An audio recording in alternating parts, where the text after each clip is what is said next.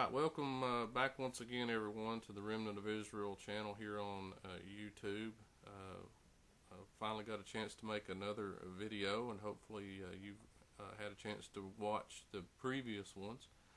We are bringing to you the true gospel of Jesus Christ here, and it is a spiritual gospel, and one you have probably never heard of before. You know, it's a strange thing, all these churches everywhere. And there's a famine in the land for the gospel of Jesus Christ. You're not going to find it out there just by going to your neighborhood church. I hate to say that because that would be the first place that you would want to, that you would tend to look to find the gospel of Jesus Christ is the church. But the church is long ago. The more I look into it, the more I realize how bad the church has gone. You could actually trace it back to the early 1800s with Darby and the gang with their new doctrine of rapturism, as a matter of fact. And so over 200 years, or right at 200 years, we could say, that we've been in a fallen state, and it just keeps getting worse and worse and worse, and you're not going to find it today. But we're bringing it to you here. This is an oasis of truth that you found. As arrogant as that may sound, that's just simply the truth. And we're bringing it to you here through the form of what we're doing. We're following along in the book that I was able to write several years back called Jailbreak: Escaping Dispensationalism. And we're going chapter by chapter here, and we're up to chapter 3 now, and we're going to be talking about the Gentile church, which is essentially the whole problem that we have now. We think that the church is the saved body when it is not. It is Israel. Israel is the saved body. Israel actually morphed, if you want to say it, into the church.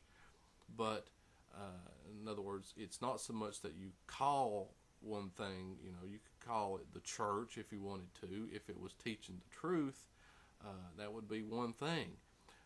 But what we have is a separate body. That's what they're going to tell you. The church is it's a separate, does that make sense? What I'm trying to describe here? The church, if it was truly the body of Israel, you could call it the church, and that's not the problem. The problem is not in the name.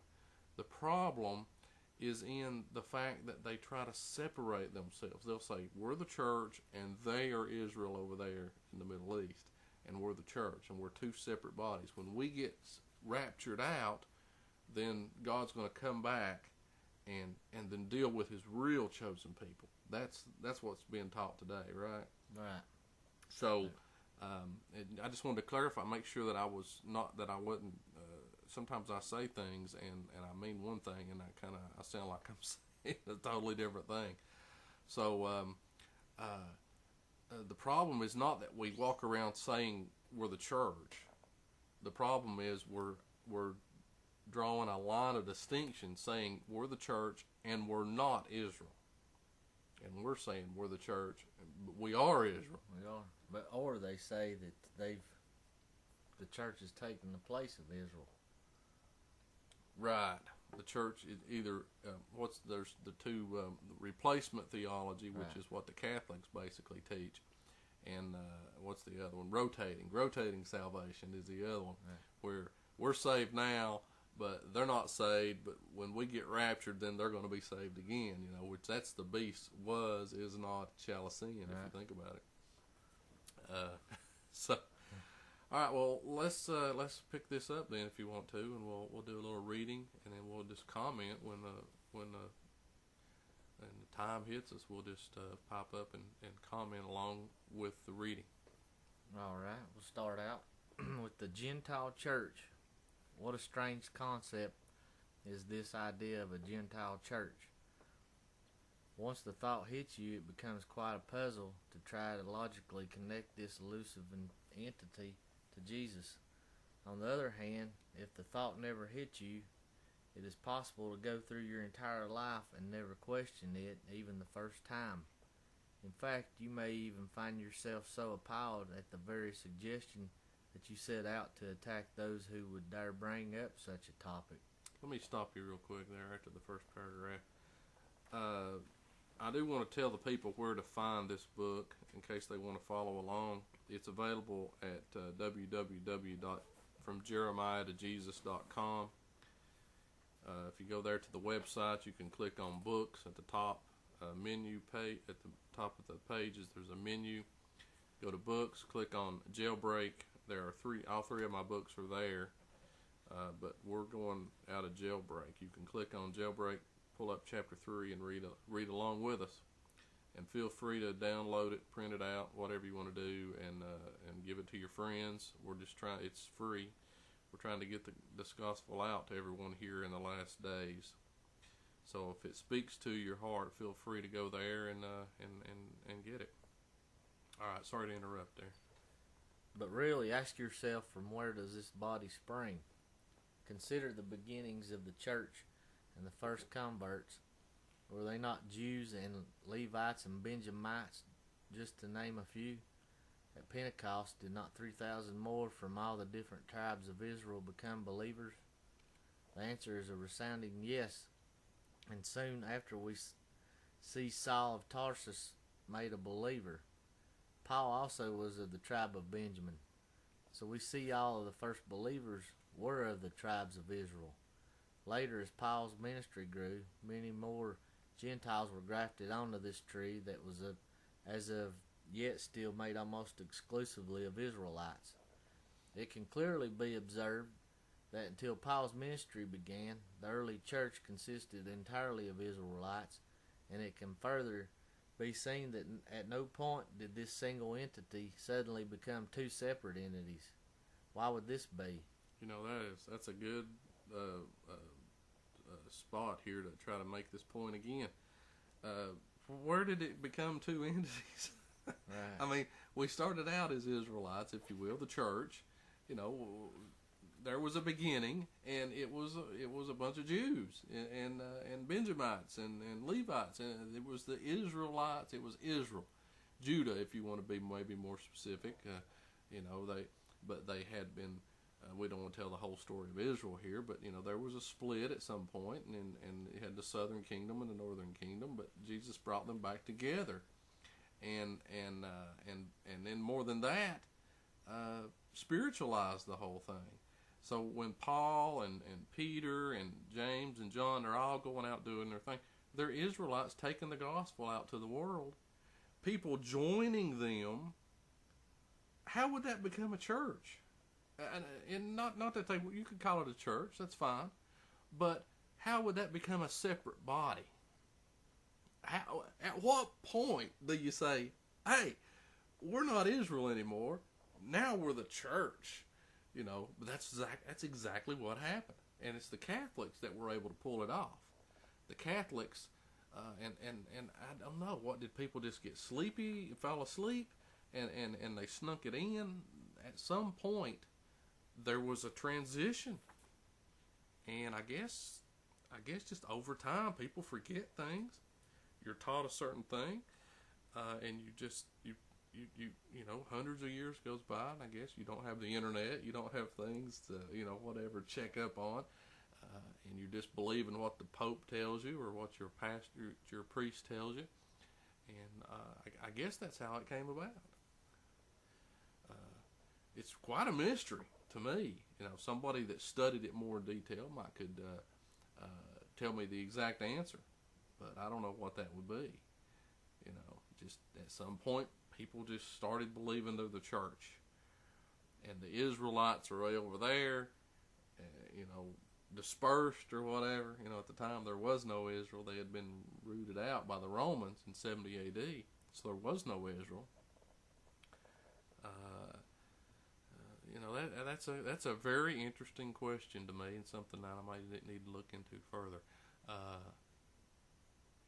How did that separation first begin? How did it first begin? Because if you just look at it, there's no reason for it. whatsoever. No reason for it whatsoever. No. Where were we here? But then, however, ask a modern day pastor, and he will tell you with assurance that the church and Israel are two separate entities.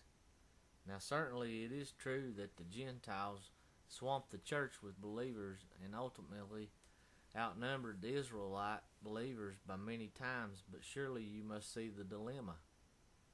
When the Gentiles joined the early church, while it still consisted overwhelmingly of Israelites, it is easy to see those believers are being grafted onto an Israelite entity.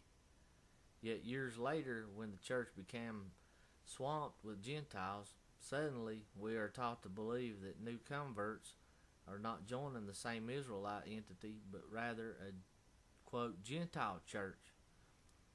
Surely you see that no such change took place, and every new believer, even unto this day, is still joining the very same Israelite body that Jesus started nearly 2,000 years ago.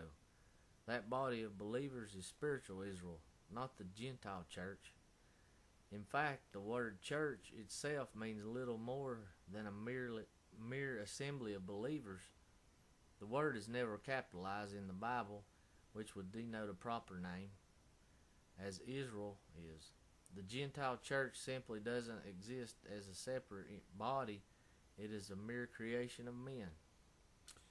Well, you know, hey, I mean, how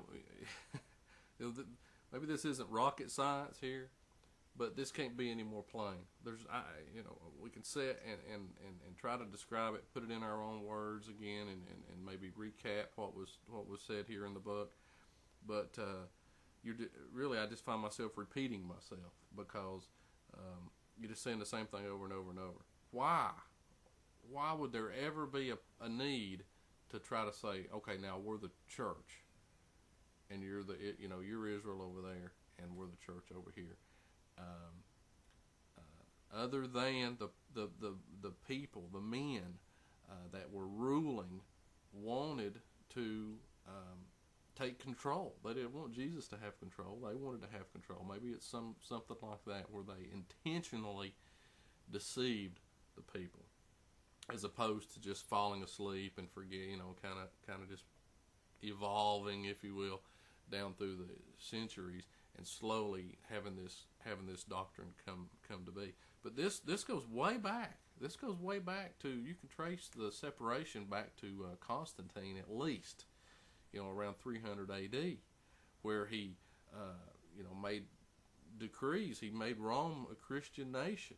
And you can we look back to it then. He didn't make them an Israelite nation. He made them it was based on the church. So you had the Catholic separation between church and Israel way back. So it's not like it just happened with Darby in the 1830s, like we were talking about earlier, when he brought his rapture delusion into the mix, but actually traces back a long way. So it's not a new mistake. It's like Paul said, as soon as he passed away, ravening wolves would come in.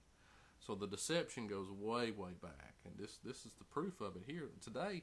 This idea is so ingrained in people's minds that it's almost like not being able to see the forest for the trees. They are completely convinced, to the point it never enters their mind that this possible this deception here is the true one, that or being exposed here, that the Gentile church, and that means the Protestants too. The Protestants just broke away from the Catholics. That's what we're going to be talking about next, which is very interesting. This will take us into Revelation, it's going to be real interesting. But yeah, you just end up repeating yourself. So just get the book, folks out there, if you're listening, and read it. Give it to your friends. It's right there, plain as day. So The mother and her daughters. If you insist on belonging to a Gentile church, then what you are actually declaring is that you are either a follower of the mother church, Roman Catholic Church, or that you are a member of one of her daughter churches, Baptist, Methodist, Presbyterian, Lutheran, and so on. How can I say this? Well, the Catholic Church has laid claim to all these Protestant denominations. How do they do it? Well, have you ever asked yourself why you meet and worship on Sunday in spite of the fact that God set aside the Sabbath? Do you have any idea why you celebrate Christmas or Easter?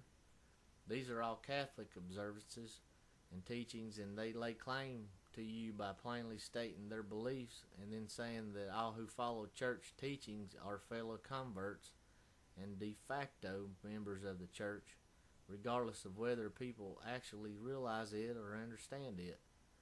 Of course, this is a logical position, because why else would you meet on Sunday and celebrate Catholic holidays if you were not, in the same sense, a part of that organization? Sure, Protestants have many differing beliefs from the Catholic Church, perhaps even to a large extent, but a daughter is always different from her mother, while at the same time bearing many similarities. Yeah, that is so true. You have a daughter, and she is a lot like her mother, but she's not her mother. And in some cases, the daughter goes out and is a completely different person from what her mom even tried to raise her from. So you're going to see differences. But at the same time, I don't care if it's 50 years in the future. At some point, that woman, if she grows up, she's going to take on. She's going to be surprised at how much like her mom she really is. I noticed that in my wife. I can see it. I said, "You're turning into your mom," you know. And and she's like, "Oh no, I'm not," But really, she is. And in my case, I'm turning into my dad. People will say, I act like my dad, look like my dad. The older I get, and I guess there's some, you get some from your mother and your father, obviously. But you're not going to have. It's not going to be the exact same. I'm not a clone, carbon copy of my dad, so I do my own thing. And here you see the exact same thing. When Martin Luther nailed his demands on the church door there way back, and started the Protestant movement and broke away and created the Lutheran Church. He brought with him. See, he was on the right track. He was trying to break away and to get back to the Scripture. He had a lot of good in what he was trying to do. But what he did, he took things with him. He took Sunday worship. He took Christmas and Easter. He took purgatory. He took a bunch of stuff with him that today you still see it in the churches. So what you have is a clear pedigree, I guess you would call it. I don't know what the right word is, but you have a clear link that shows the churches that we believe are so evangelical and so close to God, and you can see the pastors banging on the pulpits and everything. These are direct descendants of the Catholic Church. They're not carbon copies. And in many cases, they're very different. Like the Seventh-day Adventists, their whole message is anti-pope, But the Baptists, they're all of them. They'll all do Christmas. I guess they all do Easter, and almost all of them worship on Sundays. Although not all of them, obviously the Seventh-day Adventists don't do that. And I don't believe they do Christmas and holidays either. They don't sanction it so much as the other denominations, but I looked into that one point. You're absolutely right, but they don't forbid it either. I mean, they're like, if you want to do it, fine. If you don't, fine. So they're not, because they know what they're stepping into. Yeah. Of all the denominations, I will say this: the Seventh-day Adventists, they know what they're stepping into, and they don't like it, but they can't help it. If they ban Christmas outright, well, that's a big reason why people come to church in the first place. They love this idea of Christmas. And if you try to take it away from them, I'm telling you, you have better luck. I mean, I can't think of something to compare it to. You don't want to do that. You don't want to get in a group of mothers with their little crumb crunchers and make an announcement that Santa Claus is a fake, because if you do, they're going to flog you. You know, you're going to be in big trouble, because they love that lie of Santa Claus. They love the lie of the Easter Bunny. They want their little daughters to have the little Easter dresses, and they love that. They love the Easter egg hunts. They love the presents under the tree, and they love going to church on Christmas. They love that celebration of Christmas in the church. That makes them feel all warm and fuzzy. And Easter. And Easter. Absolutely. The church is full on those 2 days. Oh, yeah. Every year. And every other day, it's empty. Yeah. So they're there. So when you go in and tell them they can't celebrate it and you rail against it like we do, you know, that's why it's just me and you here, because there's no one else will sit and listen to it. Nobody else wants to hear it. Actually, those things are an abomination before God. Mm-hmm. Those two. I mean, it tells you right there in Ezekiel 8. Right. Talks about it. Yeah, absolutely. I thought you were going to say Jeremiah chapter 10, but yeah. Well, yeah. Right. About Both. the Christmas tree. Mm-hmm. Yeah. Both do. It's clear that that the Lord does not like it. He doesn't want us to do it. Now, we have freedom in Jesus Christ to do whatever we want to do, really. And I hesitate to say that, because people who aren't saved, that to them they think they got a clear bill to do whatever they want to do. But there is no condemnation to those who are in Christ Jesus. So if you want to go sit in the idol's temple, is what Paul says, and sit down at a meal in the temple right there in front of the idol, go right ahead and do it. You're not going to have any condemnation whatsoever to you. But if a brother looks in and sees you doing it, and he is weak, and he sees through you that he makes the decision that he can do it when the Lord's told him he can't, and he is made weak by your actions, then you'll have to answer to that. You'll have blood on your hands to that, because you tempted that weak brother. That's the problem with going out here. And I had the opportunity to talk to Kent Hovind one time, and he wished me a Merry Christmas. And I said, Kent, maybe I shouldn't say this publicly, but I guess I've already started. I'll go ahead and tell. I wrote him back and I said, I really wish you would not publicly encourage people to celebrate Christmas. I said, because I'm weak. I said, I've been told not to do it. And I said, when you publicly go out here and say to do it, you're causing me to sin. And he wrote me back. This was back when he was in prison. And he wrote me back and he apologized for that. So I was really happy to see that he was able to hear that chastising, in my comments, and then not to be offended and to actually correct himself. Now, the real question is, he may have wrote me back and said that, but is he going to quit celebrating Christmas? If you go look up his videos, is he going to be wishing people a Merry Christmas? Well, if he does, what he's doing is all these people out here who are convicted of this, they see Kent Hovind talk about it, and they're going to be tempted to go ahead. Well, he says it's all right, so it must be all right, when really it's not. So they're going to be tempted, and that's where we get in trouble especially when we've got a big voice like somebody like Kent. Me and you have a smaller voice, but the people who hear us, if we're walking around saying Merry Christmas and everything, or people's preachers, yeah, you know, they look up to them and they're like, well, my preacher says it's all right, I can do it. Yeah, he does it. And then they read Jeremiah, it says don't do it, and then the preacher's saying go ahead and do it. Now the preacher is fully, if the Lord has give him freedom in that area, he can do whatever he wants to do. He's not going to be condemned. But his trouble, once again, and this is where I brought up this whole story, repeating myself really, that's where you get in trouble, when these weak brothers and sisters see you doing it, and then they think they can do it themselves. So we need to be real careful around these holidays. Really, we really just need to do away with them. Not for our sakes, not because we think we're going to be condemned, but because we don't want our brothers to be condemned who think it's a sin, and then they see us doing it. That's where we get in trouble. Yeah, and also, You know, all of the holidays, Valentine's Day, Mhm. everything, they're all man-made traditions, and God tells us to come out of all of that. Absolutely. I mean, even Valentine's Day is just, if you look into that, Oh, it's some pagan. crazy stuff. The only one I'll mention this.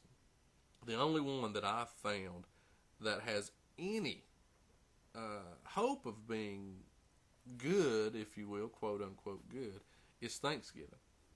And I don't know if there's something I've not found yet on it. Have you found anything? Yeah, a little bit. What have yeah, you? What it's have you all found? about. There's a documentary that I've watched about it, and Oh, yeah, it's pretty much a lie. The story that we've been told about Thanksgiving, and yeah, it's a you mean the You whole have to- thing where the Indians show up and, yeah, and they have the celebrate with feast the and everything? pilgrims, and Yeah. yeah. You'll have to. I'll show you that later. You'll Yeah, have to that's watch that. interesting. That's very interesting. So,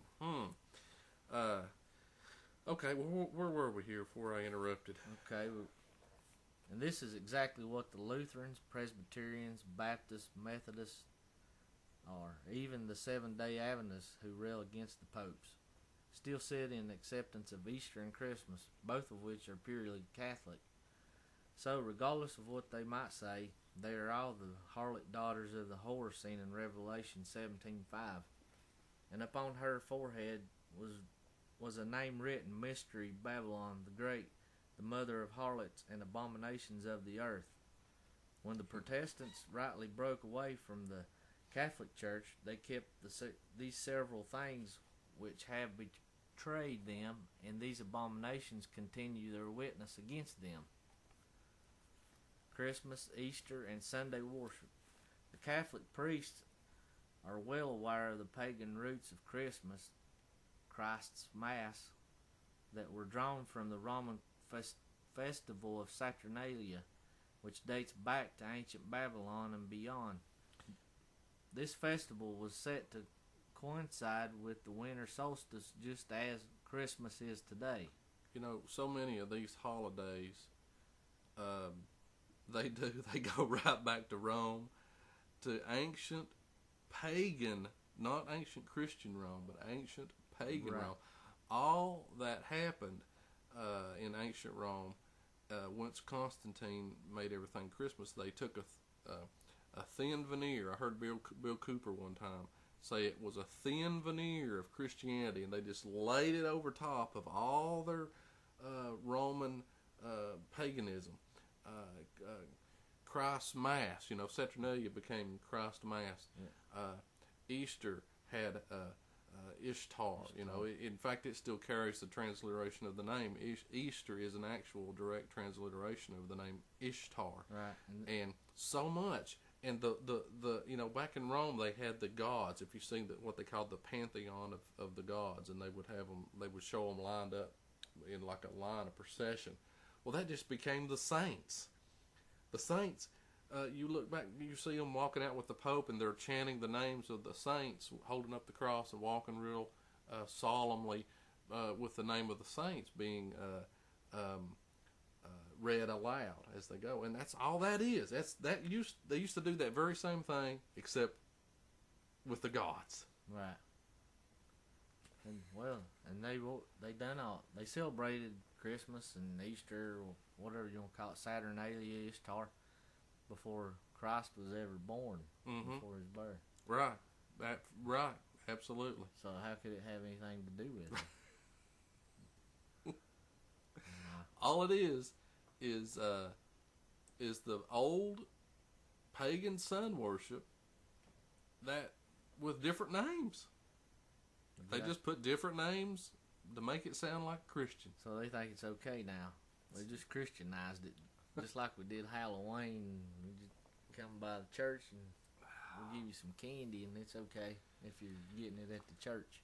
Yeah, trunk or treat. Yeah. Just take something evil and make it good. How ridiculous that. Mm.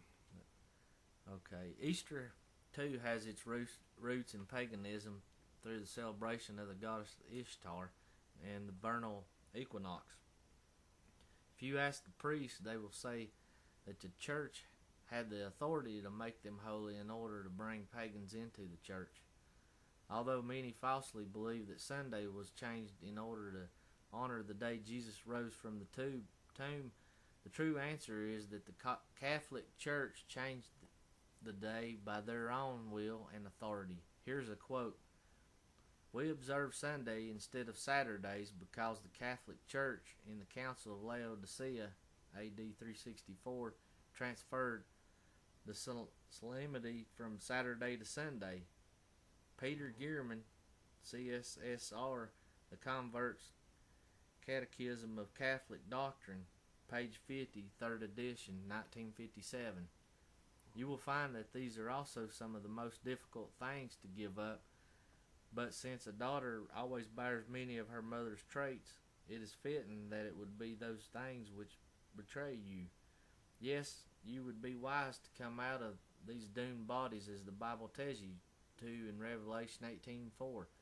And I heard another voice from heaven saying, Come out of her, my people, that you be not partakers of her sins, and that you receive not of her plagues. Let me stop you right there and try to go into this just a tad bit more. People hear this and they think we're trying to beat up on the Catholic Church. And we are, in a sense, but it's more than just that. It's the Protestants, too. When it says come out of her, it doesn't mean leave the Catholic Church and go join a Baptist church. Mm-hmm. This is saying come out of all organized religion. Right. This could even include the Islam. Islam and Christianity both are what we consider the church, and I know they don't say church in Islam, they have mosques and everything, but the falseness of Islam is, you could say, hand in hand with the falseness of the church. The church really is even worse because the church used to have the truth. The church used to be teaching this message. Up until 1830 with John Darby, you'd be surprised how many people believed and knew and taught that the church was Israel. In fact, my book, well, it's actually this very book here. We're going to get to it. It's the final chapter, I believe. I added this to it, or maybe it was the 14th chapter. Anyway, a whole bunch of references from that time period that show the preachers were preaching that we were Israel. They thought America was actually a reincarnation or a recreation of the 13 of the tribes of Israel. The 13 colonies were a recreation of the 12 tribes of Israel, and that's what they taught. And let me tell you what, that's a whole lot closer than what we're taught today. Oh yeah, we're not even close. So even though the church made mistakes and did things wrong and has never been what you would call 100% perfect, maybe at the time of Christ, right thereafter, we were as close as we were going to get. But they were still teaching the truth. And then in the last 200 years, we've not had the truth hardly at all. So we're not just saying come out of the Catholic Church. We're saying come out of all of it. Come out of all of it.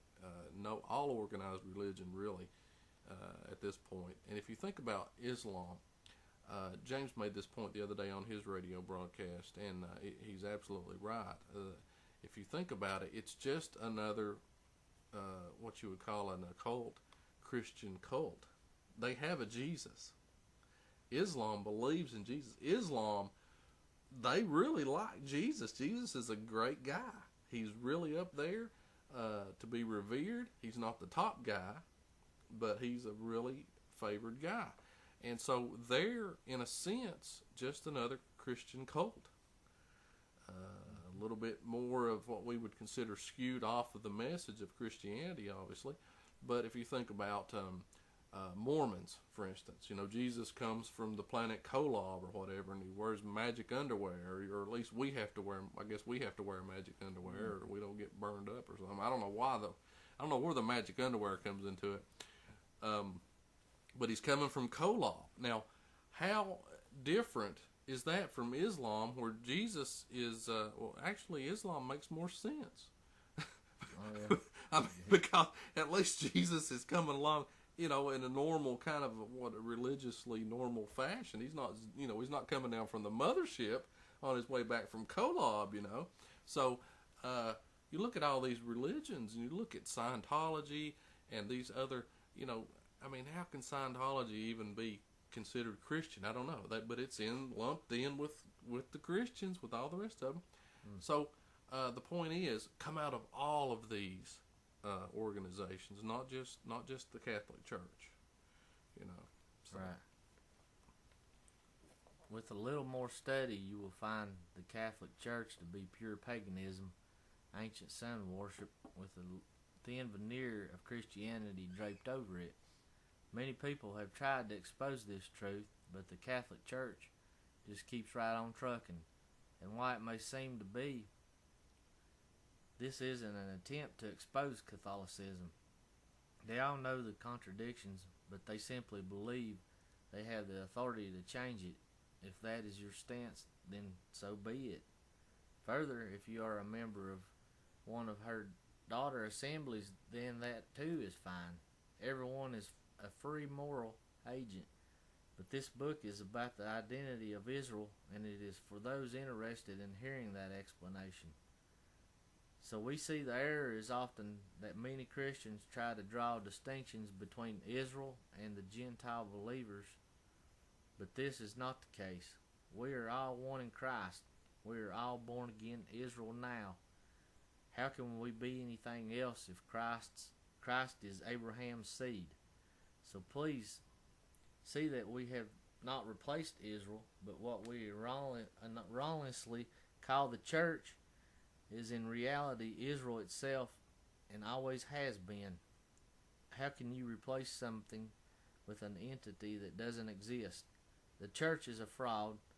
The only church is the true body of believers known as Israel. In essence, what believers have actually done is they have forgotten who they were.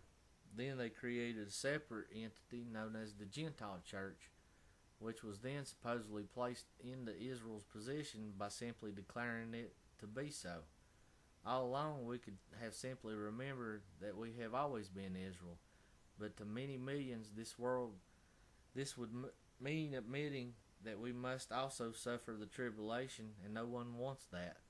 So the Lord push it to keep forgetting it. The Lord pushes to keep forgetting. That I often wonder if that is, and I know it is, or I wouldn't have put it in the book. But when you look at the truth, if you will, you see something and you see that it's true. Maybe let's say you're married and your wife's cheating on you, but you love your wife, and then somebody comes to you with a picture of her with somebody else, and there's no question about it. She's kissing on him or something, and it's right there, plain as day. You can't deny it, and he shows you the picture of it happening, and it's devastating. And people have the strange capacity to look at facts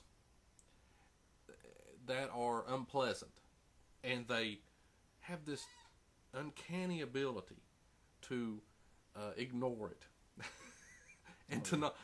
So even though you have the evidence right in front of you, some people would have the capacity to go ahead and look over that and not just forgive them of it, but to actually just ignore it and push it aside and continue on believing what they want to believe, because it's just too painful to think of the alternative of accepting the truth. That would mean having to lose her and everything else, and they don't want to do that.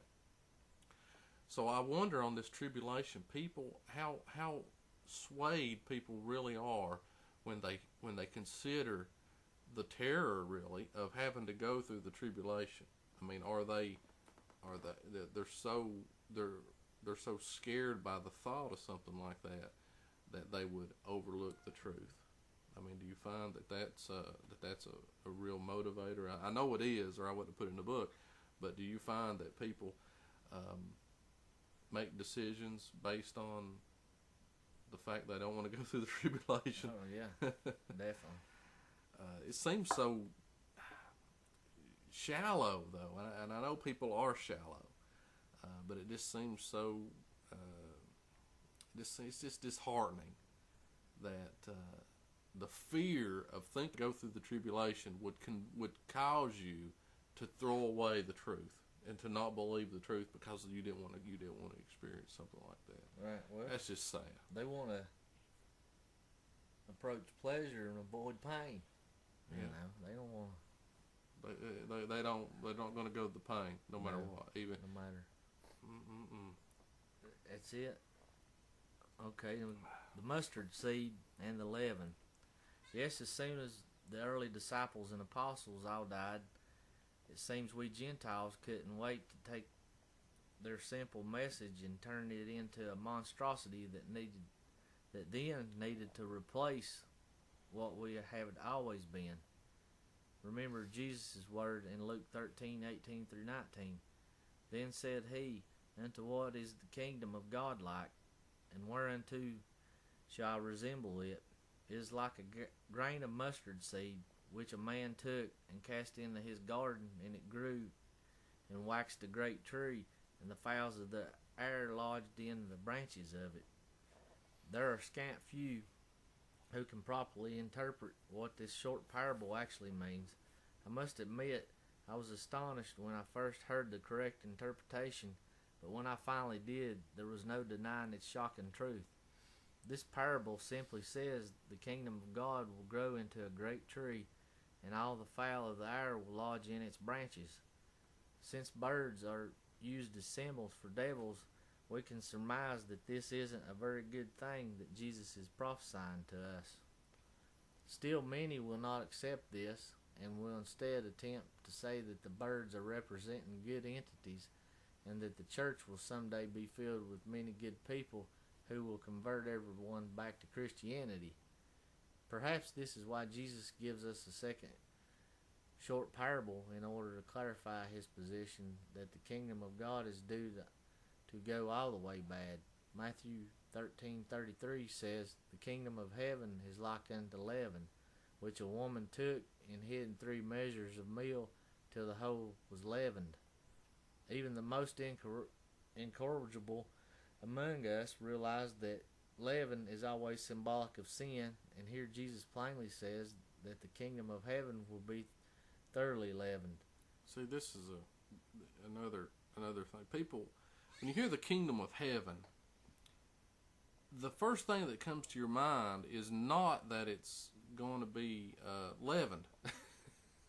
You don't think about, when you think the kingdom of heaven, you're thinking, oh man, this is great, clouds and harps, and we're floating around, wings, and God's there on the throne, and it's white, and there's streets of gold, and it's just wonderful, and on and on and on. Because the kingdom of heaven, it's got to be a wonderful, wonderful place. That's what we're all striving to get to. But yet, right here, Jesus says, "Hey, I'm trying to describe the kingdom to you. How can I do it? Let's see. It's like a mustard seed, and you put it in the ground, and it grows up, and it grows into a huge tree. So right off the bat, we're already confused. We're like, a mustard seed. If you've ever planted mustard seed, it doesn't get very big. Certainly, if a bird landed on it, just one bird, it would just fall over. The weight of the bird would just bend it over. Maybe it might hold it up a little bit if you've got a good strong plant, but you're certainly not going to have every fowl, what does it say, the fowls of the heavens or whatever, landing on this thing and nesting. There's no way that a bird is going to put a nest. Definitely not multiple birds. Right. So right off the bat, you're seeing the kingdom of heaven is a what's the word I'm looking for? It morphs. It goes from what it's supposed to be into something that it's not supposed to be. It grows into a monstrosity. I think that's what I wrote in the book here. So it gets out of control. It grows, and if you look back to the church, that's exactly what happened. They took this small little entity that started in Israel, and it started to grow, and it turned into the popes were burning people at the stake, and the Protestants were cutting people's heads off. It was holy wars. It was the Crusades. They took something that was small and holy and pure and great, good, and they turned it into an absolute monstrosity that ruled the whole entire world. At some point it absolutely did. Now, in many ways, it still does to this very day. There's still 2 billion Christians in the world out there, so it's a force to be reckoned with, and it certainly has been in the past. But so you think about this, you think, well, still we don't quite get this. I've heard people say that the mustard seed, that this is all good, that the mustard seed grows to a big tree and filled with good birds. The birds are just good, cute little songbirds they're having, and they're just Christian entities flying around, just completely going against what happened. And that's why I'm really glad that he did include this second parable, which just flat out tells you the kingdom of heaven is like leaven, which a woman took and put it in. Leaven has always been a metaphor for sin. Yeah, and then some churches will say that leaven's a good thing. Yeah. Rather than face the truth, they, instead of looking at that picture that the guy's brought you, trying to help you out, look, your wife's cheating on you here, you need to accept this, you get mad at the guy bringing you the picture. Yeah. Instead of getting mad at your wife. So, same thing here. He will bring you the truth. Leaven is not a good thing, and at no point in the Bible is leaven considered a good thing. No. And it puffs up, is what Paul says. Right. And so we're trying to bring you the truth here. Where do we leave off? We're running out of time. So the church is scheduled to go all the way bad in the end. Therefore, Right. If you are currently a member of what is now referred to as the Gentile church, then you may ask yourself, is this not a good time to leave? Because in the same manner that physical Jerusalem goes all the way bad, and God finally sends the Romans to destroy them, today's Christians will suffer a similar fate. Yes, the Christians are in the role of the ancient Jews. Why?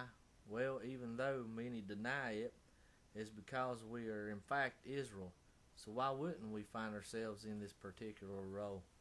Luckily for us, just as it was 2,000 years ago, a righteous remnant will be saved, and that remnant is not the church, but rather it is Israel, and this is why you want to be a part of that entity. If you are not a part of Israel, then you are not one of those whom Christ came to save. By his own words, he tells us in Matthew 15:24, I am not sent but unto the lost sheep of the house of Israel. While this is as clear as the nose on your face, many will simply refuse to hear it. They just cannot imagine that the church could ever go bad, even if Jesus himself told us that it would. It is much easier to say that Jesus didn't mean that, or that it has been misinterpreted, or some other dialectical argument that basically says, not in my opinion. However, it is we who must conform to the plain teaching of Scripture, not the other way around. If we find that something doesn't agree with our views, then we need to let go of those faulty views and conform ourselves to the uncomfortable and often shocking truth. Unfortunately, many people will simply refuse to hear this. They cannot fathom that God would ever find fault with the accepted system of worship which has been devised by men and which everyone finds so comfortable. They believe God actually has respect for them, when the truth is that God has no respect of persons. We would do well to grasp that understanding. The idea here, say when you're spiritual, when you're teaching the spiritual gospel of Jesus Christ, things like this here don't seem as confusing. Earlier there on the page before, you read the Christians are in the role of the ancient Jews, and now if somebody who's not spiritual heard that, they'd struggle with that a little bit. It's like Paul says, all Israel is not Israel. Now, what in the world does that mean? I've heard people say the book of Romans is convoluted. Well, it's only convoluted to people who don't see the spiritual nature. Right. All Israel is not Israel, the same as all brothers are not brothers. let's say you had a big family, 15 kids in the family, and the brothers, all your brothers. Here's all my brothers, and but yet half of them are not saved. Well, your brothers, all your brothers are not brothers. Yeah, your blood-related brothers. They're blood. But they're not your spiritual brothers. Right. They're not your brothers in Christ. Right. So the same way you can say that, you say that all Israel is not Israel. All brothers are not brothers necessarily. And so when we say the Christians are in the role of the ancient Jews, see the Jews, and Paul tells us this clearly in the epistles, that the Jews, the things they did were for examples for us to look back on. It's a shadow. It's the physical. It's when they really were the chosen people. What did they do? Well, they fell away. They did certain things. They worshipped other gods. They did this wrong and that wrong, and then maybe they did something right over here, but then they turned around, messed up again, and it kept on, and finally God got tired of them, sent His Son, and started a whole new timeline, if you will, a Christian timeline. And we as Christians look back on the Jews. What did the Jews do? How did the Jews respond? Did they accept Christ? Well, no, they didn't. Most of them did not. So when we look back, and all we see is a remnant were saved. So when we look back on that as Christians, then what can we know? We can know that the majority of Christians are going to miss the second coming the same way the Jews missed the first coming. And that's not a very pleasant thought. When you look out here at all these churches and you see them preaching, you have to feel sorry for them, really, in a way. They're gonna, and we hope that we don't find ourselves in anywhere similar of a situation. We don't want to get cocky here. We don't want to think that we're somehow different. We could fall, into. We could fall into sin, or whatever you want to call it, and get turned around too. So we don't want to just be pointing fingers at everybody in that manner. But but at the same time, there's a righteous remnant that will be saved. Those who, and we're not righteous of our own selves. We're righteous because of what He did for us. I like to use the analogy of the wind blowing through the trees. And you take leaven and you put it into a loaf of bread, and it'll puff that bread up. But if you take that leaven and you throw it out into the wind, well, it just falls right back down. The wind goes right through the leaven. So the leaven is interacting with the wind, if you will. So we're in it. We're part of it. We see it. We're experiencing it. We're kind of mired in it in many ways. But it falls right back down through us, and it doesn't stick to us. It doesn't stick to the wind. And so we're not righteous from our own standpoint.